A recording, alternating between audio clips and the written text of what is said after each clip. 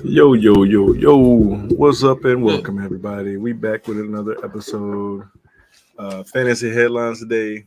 We bringing you the top flight news and the implications from the fantasy headlines in the world today. So, what's up with your stack? I'm good. What's good with you?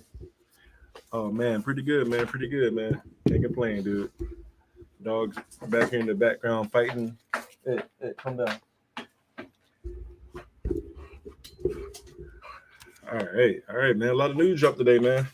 A lot of Yes, sir. news. I'm kind of excited to dig in. To dig in. Let's get All to right. it. Yeah, let's do it. Let's do it. All right. First up, the biggest news of the day. Hey, what's up, boy brother? Thanks for joining. Shout out to boy brother in the building. All right, biggest news of the day. We got Zeke, Mr. Feed Me, signs with the Patriots. 1 year, up to $6 million. How does this affect the Patriots backfield? I think he's RB2. You still got Ramondre Stevenson as your lead guy. I wouldn't put too much of a workload on Zeke. I don't know what he's got left in the tank, what he's gonna look like. How old is he? About 8? Zeke is about 29, 30, 28, something Is in he? that range. Okay. Yeah. I think it's a good landing spot for him. He doesn't have to be the main feature guy, Mm-hmm. but at the same time, there should be enough work, even with a healthy Ramondre Stevenson. He doesn't have to wait for him to get hurt in order to be able to get some work in. I think there's enough work for him in that backfield, enough opportunities, for Yep. him to still be satisfied. There's room for him to be a benefit in that backfield. And from a Zeke perspective, I think, and from a Patriots perspective, I think it's a good landing spot. How you feel about it? Yeah. Hey, Free, what's up, man? What's going on? Thanks for joining.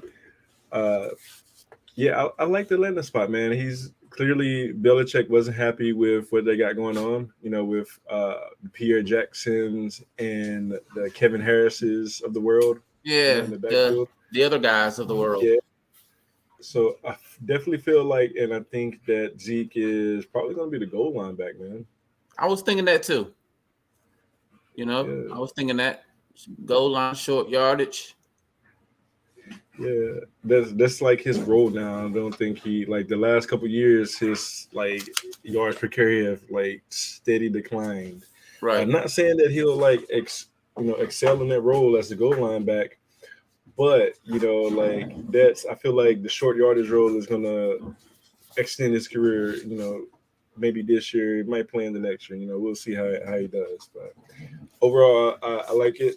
I like it. I think Zeke is amazing in pass protection. Zeke is amazing in pass protection. So it definitely benefits the Patriots It helped benefits that young QB that got back there, Mac Jones. for sure. Mac Daddy, looking to take that next step this year. Mac Yeah. Daddy Jones. So we'll We'll see see. if It was he's held. able to. Yeah. Yeah. It was held out of that first game, so we'll see, man. We'll see how it goes. All right, next piece of news.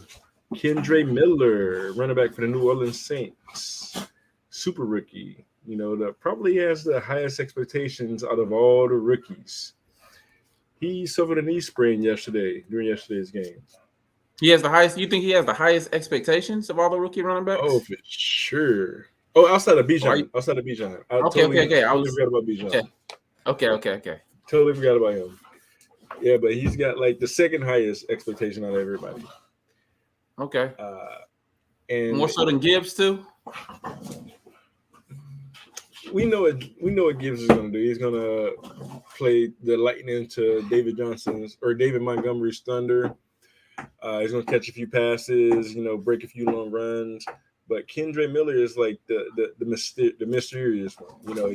He can take over So that yeah, backfield. I guess that's what I'm asking. Do you think because there's a little bit more mystery behind them, you think that also equates to more expectations, even though there's a little bit of a mystery behind them?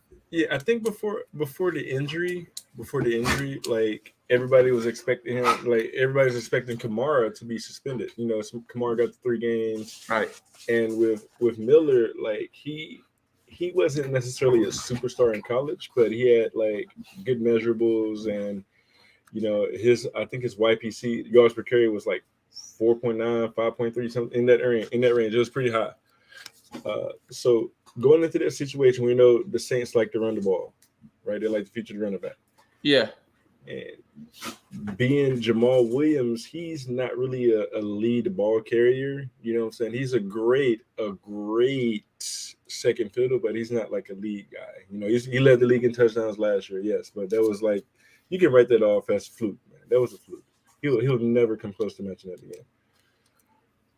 Kendre Miller, they drafted him to be the guy all offseason. We've seen reports about him being special and all this and that. So I do think that with that mystery, and you know, he missed a lot of time last year with the knee injury. With that mystery surrounding him, I do think that you know he probably before the injury probably could have had like a really good year, man. But I don't know. It's still on the table. I know. There's been a one of the landing spots that's been named for Kareem Hunt has been the Saints. Yeah. How do you think if Hunt were to land there in New Orleans, how do you think that affects everything? Because then they got, like 4 backs, right? Yeah, they actually signed Darrell Williams today. Okay. Darrell Williams, he's a former Chiefs running back. He catch passes, runs the ball well between tackles. Do you think that takes Hunt out of there? I don't know. I didn't see how much he signed for, and what I'm thinking, like Hunt's been making his rounds. Like he's been to a few different teams. The Vikings is the last team I think he visited. Yeah, days ago.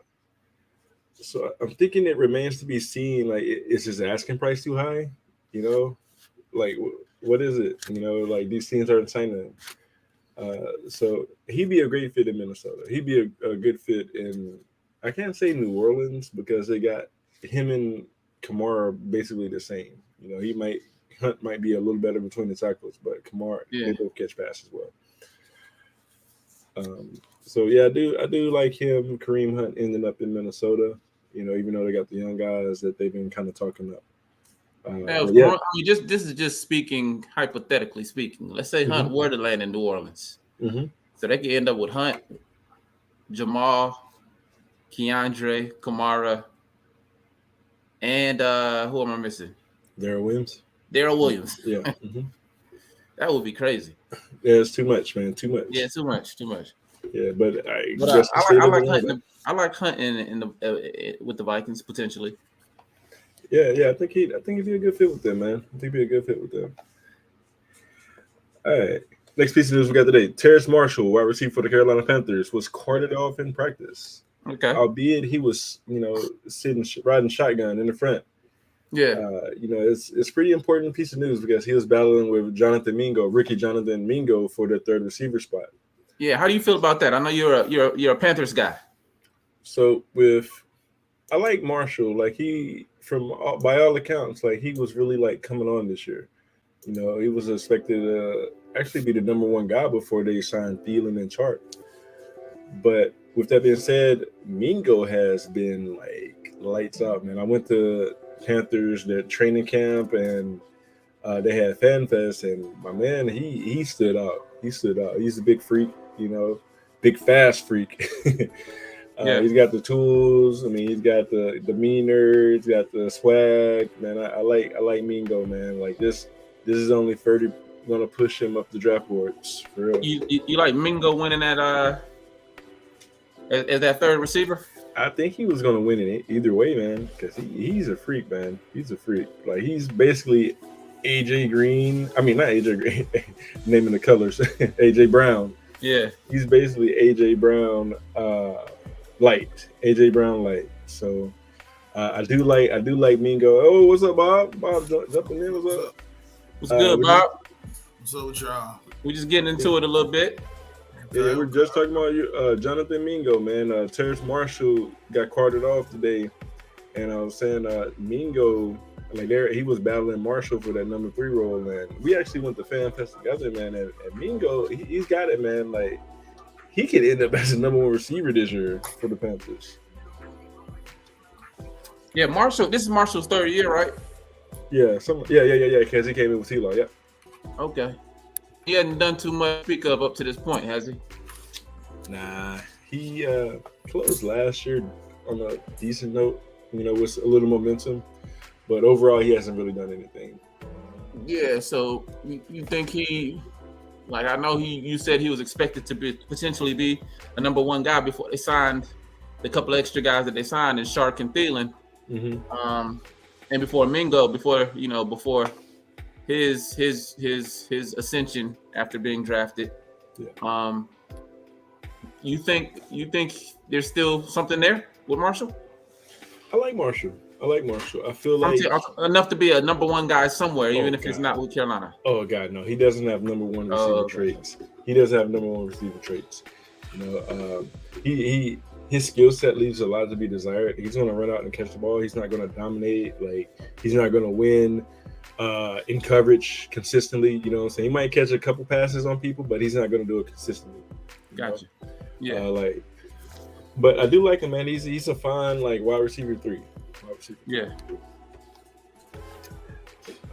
Mike Gesicki. Next piece of news: Mike Gesicki, Patriots tight end. Mike Gesicki left practice today with an upper body injury. Right, and he's been playing the big slot role in the Patriots offense this summer. Right, and just to name a couple guys that have succeeded in the slot role in New England, you got somebody named Julian Edelman. Okay. You got another kid named Wes Welker. Yeah. There's a couple guys that have excelled in that slot role. Yeah. So if he misses time, do you guys feel like Hunter Henry is going to benefit from that? He's already had a good rapport with Mac Jones this summer. Mac Jones that's been his favorite target. Yeah, he's been throwing to him consistently. Do you think he benefits even more? And you say Mike was playing a big slot role? He was playing the big slot role. He's a tight end, but he's playing the big slot. No, he's 6'2", 250. Mm-hmm. It's a big target. Very different type of slot than the ones you just mentioned in Edelman and Welker. For sure. So are you saying Hunter Henry now in that same role or as a big slot? Yeah, they're in the same role, except Mike Gesicki is big. He's a big body. Right. So it's the same thing. Yeah.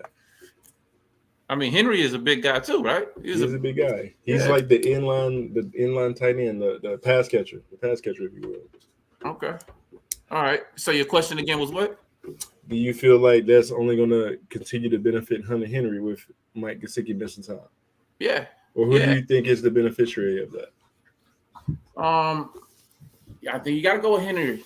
Similar but measurable, same role, more opportunity now that potentially more opportunity. Yeah. Both. I feel like both those positions are kind of across the middle. They get a lot of looks in the middle. Yeah.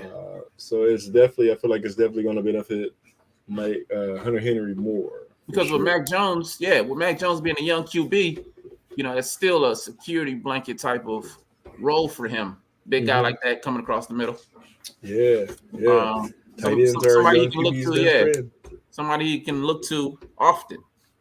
So as opposed to, you're saying who does it benefit him or another one of the receivers?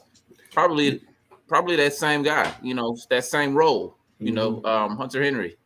Yeah, I feel like they'll kick Juju inside a little bit more too, because they got some other guys that could play on the perimeter. They got Devontae Parker. I mean, you could put anybody. I guess you could use a number of guys, but it's much easier to spot out and throw to. It's much easier to target that size, than your typical wide receiver or your typical slot. Yeah. Yeah, I think there's a couple of guys that'll benefit from that. Any thoughts on that, Bob? Yeah, I mean, I think that if you were for Hunter Henry, yeah, or who do you think benefits from the Mike Gesicki injury? Oh, Hunter Henry, I think that Gesicki is. I don't want to say over the hill, but I think his level of production has went down dramatically in the last 2 years. So Hunter Henry, I think Hunter Henry would have won that battle regardless. Yeah, and you got to look though. Gasicki has been playing with Tyreek Hill, Jalen Waddle, those kind of guys. So it's kind of hard. And he's been when he gets the ball, he does well, man. He does well. Like he's been very inconsistent, So because he playing with two top 10 receivers, but at the same time, like he's got potential playing in that offense, man. That's another big guy. So I do think that he's hopefully he's healthy and he gets back. So we'll see how it shakes out. All right, next piece of news, and this one has been. We're going to switch it up a little bit. James Harden of the Philadelphia 76ers. Daryl Morey is a liar. Do you I guys saw that, man? What is he saying he lied about? Did that come out? So he said he lied about him trading him and all of that jazz. Yeah, I think, man, it's like, a wrap. supposedly he took like a big, huge pay cut last year, and it was to sign more players. But he told Harden that he was going to sign him to like a max extension or something. So so I think Harden's like pretty ticked off about that. He didn't get the max extension. Man, Harden, let me tell you something. Now we're going to switch up to basketball. Let me go ahead and get comfortable a little bit with this right here. Harden is who he is. Yeah. You know what I mean? So whether the man lied to him or not, about signing him to a max deal, I wouldn't have signed him to a max deal anyway. Harden is his best years are behind him. Mm-hmm. They ended somewhere around Houston, and it's a wrap. I mean, he is who he is, and it's going to be hard to count on him as your main guy or one of your top two guys to take you all the way. And it's going to be hard for him personally, to accept a role lesser than that. Yeah. And still be contributing, like to accept a lesser role and contribute meaningfully in that lesser role, like to have buy-in, I guess is what I'm trying to say. I think it'd be hard for him to accept or to have 100% buy-in in a lesser role than one of the top two guys, in order to benefit the team as a whole. But you can't really count on him as one of your top two guys, to take you where you're trying to go, to take you to promised land with a contender. Yeah. And he's proven that he can't get the job done, man. Like all these years, I think the deepest he's made it into the playoffs was like the West Finals, and that was like the CP3 year. They probably could have made it to the finals that year if CP3 didn't get hurt. But he's proven that he can't get it done. He doesn't get it done in the playoffs. He reports at the beginning of the season out of shape. Damn. Yellow. I think we lost him. I don't know how you got caught just standing there. Yeah, so continuing off the Harden topic, man. LeVon get back. I also don't think he's the type of guy at this point in his career, from what we've seen, that you just bring in to be a mentor for younger guys on a young team. You know what I mean? Like, I don't know that he's shown signs of being that type of guy either. So how do you feel about Harden at this point in his career? Friday, like, what you think? I feel like I feel very much so like you do. I think that he's over the hill as a player. I think that he's bad for the locker room. Who he's becoming like to me in terms of bringing him into your team? Even like, I think he's like, he kind of has the same problem as Carmelo Anthony did a couple years ago. Okay. Like to the point to where he's too big of a player to come in and not get the role that he wants, but he's kind of a cancer to a team, a culture, because and I don't even think that I don't even think that's what his personality is or what teammates may say about him. But I just think just from an ownership perspective, like when you think about having James Harden on your team, you only renting him for like a year or two before he gets to ready to go to the next team or get the next coach fired. It's like he's not satisfied just playing ball.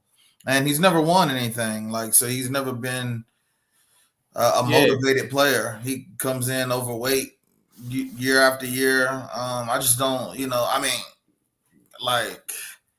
these next couple years is he gonna be the next Chris Paul that's like traded every year, in my opinion. Yeah. I mean, you're right. Like, he hasn't won anything, and he's consistently shown that that's who he is. Like, he doesn't show up in the playoffs. He can't take you over the hump. And like you said, it may not be his personality, but it's who he's become as a player. Yeah, you know what I mean. To the detriment of the teams he's been on these past few years, and even at this point in his career, even if you're looking to rent him for a year or two, you're not getting the James Harden that you got 6-7 years ago. Right. You know what I mean? They was putting up triple double numbers and on a regular basis. Like, you're not getting that James Harden anymore at this point in his career. So you're really just renting a 1 to 2 year player potentially who's not going to have 100% buy-in in a lesser role. In a bigger role, he's not going to be able to carry you over the hump. And in a role of mentor to younger guys on a younger team, he's not going to be happy in that situation because he doesn't have a ring to validate his career. So he'll go down as a great player, a great scorer in his prime, at his best, who never won it. He'll be brought up in those discussions of guys who were, great players in their prime, but didn't win a ring. A la AI or Karl Malone or you know what I mean, like those type of guys. He'll be brought up in those discussions when it's all said. Carmelo Anthony, like you said, another one. Like guys who were great scorers, but who were never able to get it done. So and that sucks, man. I mean, he is a great player, but I just don't see it in his personality to. Yeah, if you think about the modern scores, I mean the scores in the modern era of basketball who didn't win a ring, he's next on that list. Yeah, definitely. I don't think will ever get one, man. Yes, on that. That's a wrap on that. Add him to the list. And I don't even think he wants one. That's the thing. Like, that's the thing. I don't think that he wants a ring or any validation on that level. I just think that he wants to make money, as much money as he can make, and get the fuck on the road. Well, he might. I mean, even if he did want a ring at this point in time, I don't know if I think he realized it might not be realistic anymore. You know what I mean? So, especially with him being on the team where he's like a prominent player on that team, that might not be realistic anymore. Like the talent pool is getting deeper, and the league is getting younger with that talent pool too.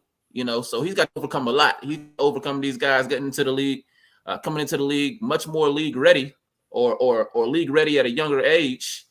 And he's 10 to 12 years older than these guys, and he has a certain reputation about him, and he's got one of these guys that's got to fight hard just to stay in shape.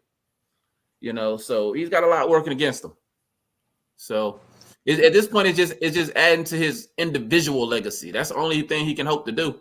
Continuing to keep his scoring average up, assist, rebound, whatever he's trying to do individually. That's about all he got to look forward to. Yeah. I feel like he's probably at an end with his NBA career, man. Nobody's gonna want to pay him the money that he was. And that's not to say. I think just because he had some like 30-point games and he had a couple like games in the playoffs where he proved that he was still like an elite guy next to Joel Embiid, he'll get a big situation. But I think that whatever situation he gets next is not going to age well. I think he has maybe one more year of being a dominant 20 guy. I think then after that, I think his production will fall off. So How do you think his career ends? Do you think it ends like Melo's? Like not Yeah, on oh, his terms? definitely. Even worse than Melo's, just from the perspective of he's so ball dominant that Mm-hmm. as he gets older, I don't think he'll be able to, because Melo is a shooter at his core and he can catch and shoot. I don't think that's Harden's game, and he played and if you watch his game, really, he played the game below the rim. So Yeah. it's not like he don't really do a lot of jumping, and so like the older he get, the weaker the legs get. I actually see him going out more like uh what's my guy's name from the center from the Clippers, DeAndre Jordan. I Mm-hmm. see him going like DeAndre So Jordan. so like What is also it? I want to pose the question from this standpoint. So you see his career ending not on his terms, as because your career either ends on your terms or not on your terms. Like you choose to retire or nobody wants you anymore. Right. You know what I mean? So you're saying like it'll end on him, nobody wanting him anymore, or I think because of his legacy and what he's been able to do in the league, I think he'll be able to get contracts for the next 3 to 4 years, 3, 4, Mm-hmm. maybe even 5 years. But I don't think there'll be meaningful roles in that regard for a player who some people said was the biggest offensive threat that anybody has ever seen in the league. I think that's I feel like in his that's a prime he ball was. for grace. in his prime, what? In his prime, he was probably the best offensive player in NFL, NBA history for sure. History? NBA Yeah, history, he I probably was never the agreed with What? that narrative, but that's what people were saying. That's a whole nother debate in best. itself. James Harden has a package, man. Like James I Harden, vehemently disagree with that though. he never worked on Yeah. NBA like defensive stuff, but offensively, he had a package. God, he had But having a package, like, so you're saying there's a difference between having a diverse package Mm-hmm. and being the best offensive player, though. Yeah. Like you can have the most diverse package in the league ever, but still Yeah. not be the best offensive player ever. Dude, like he may not be the best scorer in NBA history, but he was the best like offensive player. He's the best offensive player, like without a doubt. In prime James Harden, he can score at will. He can score at will. Like I'm not taking We've seen a lot of players that can score at will. not like not at the clip he can. He could. Jordan could score at will. Jordan could score at will, but Jordan At wasn't will. like doing side steps and step Yeah, backs. but that's no. What I'm kick. saying is though, but Vaughn, here's the thing about that though. Like that's a difference in era. Like all that stuff wasn't a. You try to do a side step or a euro step in Jordan's era, it would have been called a travel. The rules on like how many like gather steps and travels, those have evolved over the years. Yeah. So like you know what I mean, like he didn't have the opportunity to have that type of game, Jordan. So it's Jordan wasn't really like the type that was gonna cross people up anyway. Like he would do like one quick move and shoot a jump shot or get to the basket. Because he was efficient, which I would argue was a better offensive pack. Being the most efficient is better than having the most diverse package. I would argue. No way. Yeah. You can be efficient. You can be efficient and struggle to score. You know what I'm saying? But no. What I'm saying is but we're not talking about people who are efficient and struggle to score. We're talking about people who are efficient and can score at will. Like a better comparison would be like LeBron or somebody, because LeBron is like an efficient scorer, but he don't do it. His package ain't as deep as a volume shooter. As Harden is. Yeah. I would argue the play. I mean, and this is you can look at it from either perspective, but I would argue the better offensive player is the more efficient one as far as just his movements and his motions than the one who has the deeper package, the deeper bag of tricks. So you can score easy. That's what you mean by being efficient. The ease in the way you score, right? I feel like in the NBA, like you gotta have like an offensive package. You know what I'm saying? Like with the level of the athleticism of those guys, like the length of them, like you gotta be able to get by people and make moves to get by people. You know, and with that being said, Harden has the best package. Him and Kyrie have probably the best offensive package like in NBA history. I don't Like think. I even don't though think. I think the NBA has turned into having a lot of having a diverse bag. I think it's turned into that. Because of from the bottom on up. You know what I mean? Every player from age 10 on up has personal trainers, you know what I mean? yeah, And the rules of traveling and like what's the travel versus not and how you can palm the ball and all that.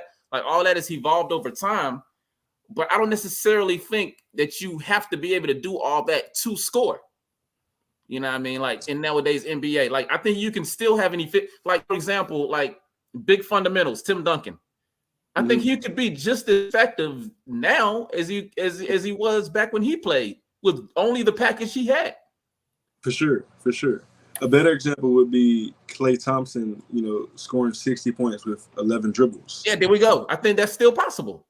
Yeah, that's not going to happen like too often. 11 dribbles, 60 points is not going to happen too often. What I mean, that's the extreme. But what I'm saying is that type of efficiency, can still be, but it's not as entertaining either. Yeah, exactly. I mean, like exactly. we'd rather see Kyrie have a counter to his counter. You know what I mean? Like, and be the best ball handler ever. Than we would, you know what I mean? Than we would like John Paxson coming off. I mean, not John Paxson, John Stockton using the pick and roll as efficiently as possible so that Karl Malone could get a bucket. Like we'd rather see Kyrie do what he does than somebody less efficient. I mean, than somebody less diverse but more efficient. Yeah, I got you. You said that's a debate for another day. We could talk on and on about this. Next topic. We got to move on. Yeah. The last one that I have is, like I said, this is going to be a quick one. Ron Rivera says they're being cautious with tight end Logan Thomas. Right. If he continued to miss his time, I think the backup tight end Cole Turner, young guy, he played last year. This is his second year. He played last year. He flashed a little bit. Last game, the first preseason game, I think he had like 4 catches, like 40 yards, something like that. But he might be a little sleeper, man. He might be a little sleeper. It's a big target over the middle of the field, a young quarterback, Sam Howell, and he was looking for him. He was looking for him when he was in there. You think Logan Thomas is in trouble? And lucky me, like both of you are Commanders fans. Y'all think he's in trouble or getting molly pipped? Yeah, I did a lot of talking. I'm gonna let Friday kick this one off, man. I know that's. You said it's Logan Thomas is gone, bro. You think it's a wrap for him? Oh yeah. He barely played last year. Yeah, it's a wrap. He's always hurt. You got the younger, more energetic, might be a better pure tight end than him. So I don't know, man. It's giving Cole a chance to build chemistry with Sam, and it might be in Logan Thomas, man. We'll see. It might be in. I agree. It might be in. Logan is getting old. He's 32. That's older in football terms. I know you still got tight ends like Kelsey out there that are 33 still getting it done, but he's no Kelsey. Done. You know what I mean? And he doesn't have a Patrick Mahomes that he's catching the ball from either. So yeah, man. So I agree. Like if he can't stay healthy, it's a wrap. Now I think he's talented enough to make a mark and maybe even win it outright. Like I think he might be the favorite if he's able to stay healthy, but that's a big if. It's a big question mark. Yeah. You know what I mean? So like anytime you're not on the field, the best ability is availability, as we've heard many, many times over and over. You know what I mean? So anytime you're not on the field and you got somebody younger and hungry nipping at your heels, you're giving away opportunities for, like you said, for a young QB and a young tight end to build chemistry together, their own rapport. You know what I mean? Their own rapport that they can grow along with each other with, like they can grow together, both being young and build that chemistry rapport that Logan Thomas doesn't have if he's not on the field. Yeah. Plus, I feel like Sam Howell's connection with even Terry McLaurin is a lot stronger. Jahan Dotson's probably going to finish as a top 20 receiver this year. So, man, watch out for the Commanders. Watch out for the Man, Commanders. I like their potential. I like their weapons on offense. And then, you got Curtis Samuels is the number 3. You got Diami Brown, you know what I mean, in that rotation as well. You know what I mean? You got Gibson, as a pass catching back, so sneaky good offense if all can stay healthy and the chips fall the right way. The key is Howell, though. The key is Sam Howell. You know what I mean? Yeah. Like on offense, to see how he looks, to see what type of progression he's made, from how he ended the year last year to the offseason to going into this year. He looked good that first game. He looked pretty sharp, man. He was 9 for 12. He was 9 for 12. His 3 misses. One was a drop, and 2 he threw the ball away. The other 2 he threw the ball away. You know what I mean? So it was definitely, he had a nice little 26 or 29-yard touchdown to Jahan Dotson. I think he looked pretty good. You know what I mean? I think he looked pretty good. So Sam Howell? Yeah, in that first preseason game. Uh-huh. Yeah, super solid. I think it's only up. Yeah. I think it's only up, man. We doing Dalvin Cook, or we doing that tomorrow or something? Oh, totally slipped my mind. All right, last time. Dalvin Cook, your boy, signs with the Jets. Jets. Oh, for real? Yeah, he signed with the Jets for 1 year, up to $8.6 million. That's a really nice payday for a running back, especially in today's market. 1 year, $8.6 million. $8.6 million. I think it's got a lot of incentives. Hit those incentives, and you're in the money. Brees Hall coming off a torn ACL. He's playing with Aaron Rodgers. So, that signing, I think that they're gonna have a tough backfield, boy. Yeah, because you got Michael Carter in that mix too. Mm-hmm. I like that, bro. I like it. Hey, Abanikata, whatever his name is. Yeah, I like it, man. I like it. Aaron Rodgers, just give him another weapon. Did y'all watch Hard Knocks? I haven't seen it, man. I'm gonna get into it. I haven't seen it though. Yeah, I really like the new A-Rod. The way they portraying him on here. How they portraying him? Because what I heard, he's very motivated right now. Yeah, he looks very, very motivated, and furthermore, he looks very like he looks like a mentor. He looks like Zach Wilson is getting a lot from him. Mm-hmm. And yeah, man, it looks like a match made in heaven. Ooh, don't tell me that. I've been buying Zach Wilson's cards, his sports cards. They low right now. I don't know if y'all collect sports cards, but it's a good investment, man, for real. I collect dubs in sports debates, man. So that's what I'm focused on. I like that. Yeah. You know what I mean? Like this fantasy talk, I enjoy it. You know what I mean? But hey, when we do that debate, that's where I collect my dubs at. Yeah, I feel that's what I collect, brother. I feel the same. Yeah. Ron, whenever you ready, bro, just that's what I collect, bro. Dubs. Debate dubs. You got what, 4 opportunities this year? If one of y'all start a league that everybody can join. You said I got 4 opportunities. What you mean? 3 or 4 opportunities to lose to me in fantasy. Okay. Let me know. Yeah, I catch those dubs too. Those fantasy dubs against you. Mm-hmm. You win one like a championship in fantasy like once every 5 years. So dude, last year was I won one last year. Yeah. Last year was your once every 5 years. You get another one in about 4 or 5 years. True. Okay, I think I'm gonna get one this year. Any final thoughts on today's breaking news, guys? You said any other thoughts on the breaking news? Yeah. Any final thoughts?